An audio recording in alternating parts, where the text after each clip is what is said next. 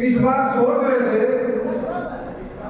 कि इस बार इस 16वें राज्य सम्मेलन में ये मेरा आखिरी राज्य सम्मेलन होना है, लेकिन हमारे नवनिर्वाचित DYFI के राज्य के सेक्रेटरी साथी नरेश नरोदा,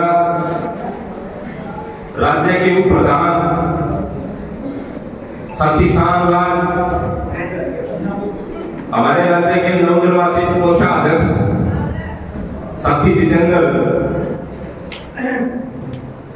साथी पंकज, DYFI के उरडिया के जनरल सेक्रेटरी साथी हिमराज भट्टाचार्य, DYFI उरडिया के कोषाध्यक्ष साथी संजीव,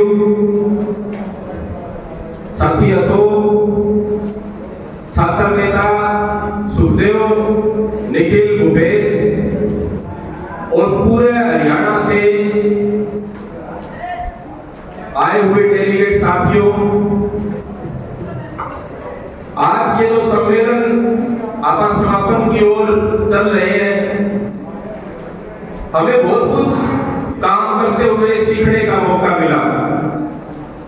ये बाहर जो फोटो लगी हुई है DYFI के कोषाध्यक्ष कमल प्रभात, जो मजदूरों के लंबे समय तक नेता रहे हैं, वो कई बार चर्चा करते थे कि DYFI के नेता को ऐसा होने की जरूरत है जिस पर वाले जगह भी नहर निकले है ना, उसके चारों में आया भरा हुआ है सब कुछ। जहां से भी DYFI का नेता निकले है तो सबके में आया भरा होना चाहिए, सुविधा ना चाहिए। इस प्रकार से हमें काम करने की जरूरत है। DYFI से सीखने के लिए मैंने बहुत कुछ सीखा है और बहुत कुछ हासिल किया है। DYFI में अपने काम करते हुए जो अनुभव हमने हासिल किए हैं कि DYFI जैसा कोई संगठन नहीं है देश के अंदर। अगर DYFI नहीं होता तो मैं शायद मुकेश नहीं होता या दिशा मेरी नहीं होती। हो सकता है मैं भी समाज के अंदर जो सामाजिक समस्याएं हैं, समाज के अंदर जो दूषित वातावरण है उसका हिस्सा होता। एक DYFI का योगदान है कि मेरे को एक बेहतर इंसान बनाने में और मेरे को आगे बढ़ाने में एक विशेष DYFI का योगदान रहा है। और मुझे विश्वास है कि मैं आज DYFI के जो सपने हैं, जिसको भगत सिंह को अपना आदर्श मानता है, हमारा संगठन DYFI बाबा साहब अम्बेडकर को अपना आदर्श मानता है, उसी आदर्श के साथ और युवाओं की जो ऊर्जा है, ताकि अब मैं कहना ये चाहता हूं कि हरियाणा के अंदर ओलंपिक्स के अंदर 37 मेडल आ गए, 37।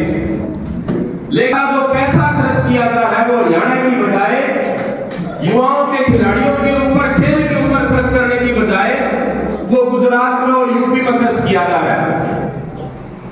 जब इस ओलंपिक्स के अंदर एक थोड़ा सा दुर्भाग्य है कि ओलंपिक्स के अंदर जब लड़कियां मेडल लेके आ रही थी, लड़के कावड़ लेके आ रहे थे, उनकी जो ऊर्जा है, उनकी जो उसको दूसरी दिशा में लगाने की कोशिश की जा रही है एक साजिश के तहत, ताकि युवा जो है वो शिक्षा की, रोजगार की, स्वास्थ्य की बात ना कर पाए। हमने हिसार के अंदर हमारी बहुत सारी उपलब्धियां भी है। हिसार सिविल हॉस्पिटल के अंदर जो 1962 में सिविल हॉस्पिटल बना था, आबादी 4 गुना बढ़ गई, हॉस्पिटल एक है, वहां नौजवान सभा ने धरना लगा करके वहां अल्ट्रासाउंड की मशीन रखवाई थी, वहां उसको चलाने के लिए रेडियोग्राफर और तमाम स्टाफ उपलब्ध करवाया था। ये उपलब्धि नहीं है नौजवान सभा की, इस तरह बढ़ने की जरूरत है हमें। दूसरा, कई बार साथी जो है अपनी जो ऊर्जा है काम करते हुए कई बार देखते हैं भाई जिस काम में आप DYFI बना के आवा ना, तो एक रोजगार का संकट भी युवाओं के सामने है। कैसे रोजगार का संकट? मैं एक दिन गांव से आ रहा था तो एक पढ़ा लिखा नौजवान बस अड्डे के ऊपर इंतजार कर रहा था। आज दे दिया उसने, मैंने मोटरसाइकिल रुका लिया, बोला वहां भाई कट जाना है, बोला मेरे को नहीं साथ जाना। हम क्या काम करते हो? बोला पेट्रोल पंप पे काम करता हूँ और सुबह 8 बजे जाना पड़ा, शाम में 8 बजे छुट्टी हो गई, कोई और काम दिलवा दो। इस प्रकार से रोजगार का संकट युवाओं के सामने है, वह एक चुनौती है। जड़ा पार्टी वाईफाई बढ़ा के वहां या कोई मेंबरशिप कर रहा तो गल्ला एक रोजगार की भी चिंता में प्रधान सेक्रेटरी बना के आंदोलन करके मेरा गुड़गांव फैक्ट्री में काम करते हुए मिला हुआ तो इस प्रकार की भी एक स्थिति है।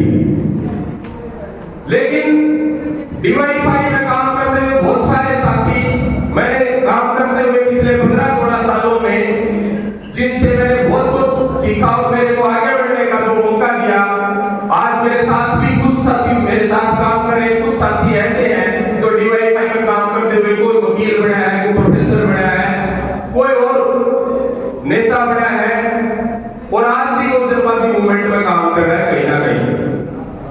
तो एक अपना एक मास ऑर्गेनाइजेशन है डीवाईफाई। कोई भी किसी भी प्रकार का आप गांव में मुद्दा उठा लोगे, जो बिजली का है, पानी का है, शिक्षा का है, स्वास्थ्य का, आपका कोई विरोध करने वाला नहीं मिलेगा गांव के अंदर। मैं ये कहना चाहता हूं आपके बीच में, अपने गांव के मुजफ्फर गांव में बहुत पुरानी यूनिट डीवाईफाई, वहां शराब का ठेका था और एक जब भी महिलाएं पानी लेने के लिए जाती थी तो वहां से महिलाओं को गुजरना पड़ता था। तो वो शराब का ठेकेदार जिसकी बहुत ऊपर तक थी, उनने जोर लगा लिया लेकिन शराब का ठेका कोई उठा।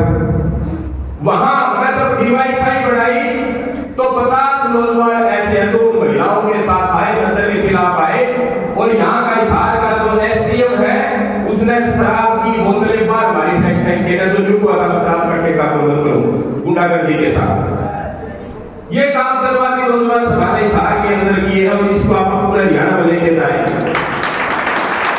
गांव के अंदर हमने खेल करवाए हैं डीवाईफाई में, गांव में क्रिकेट प्रतियोगिताएं भी होती हैं। उन क्रिकेट प्रतियोगिताओं में नौजवान गांव के सरपंच ने बुला लेंगे, कोई पीसा देने वाला को मंत्री ने बुला लेंगे और अपना एक हफ्ता क्रिकेट प्रतियोगिता करके काम खत्म। लेकिन डीवाईफाई ने जिन गांव में खेल करवाए पिछले 1 महीने में, उन खेल के साथ जो मेंबरशिप 6 महीना में कोई होया करती हुआ उन 10 दिनों होगी खेल प्रतियोगिता के दौरान। और उस खेल प्रतियोगिता में हमने जब गांव में खेल करवाए तो केवल महिलाओं ने या नौजवानों ने मीटिंग में बुलाओ तो मीटिंग में बुनियाद जब खेल करवाए तो पूरे का पूरा गांव उठ गया है उस खेल प्रतियोगिता के अंदर। और आज भी महिलाएं इंतजार कर रहे हैं, जो बोला बेटा वो खेल कर करवाओगे जो पिछली बार हुई थी खेल। ये विशेष उपलब्धि इस प्रकार से अपने संगठन में नौजवान सभा को आगे लेके जाना।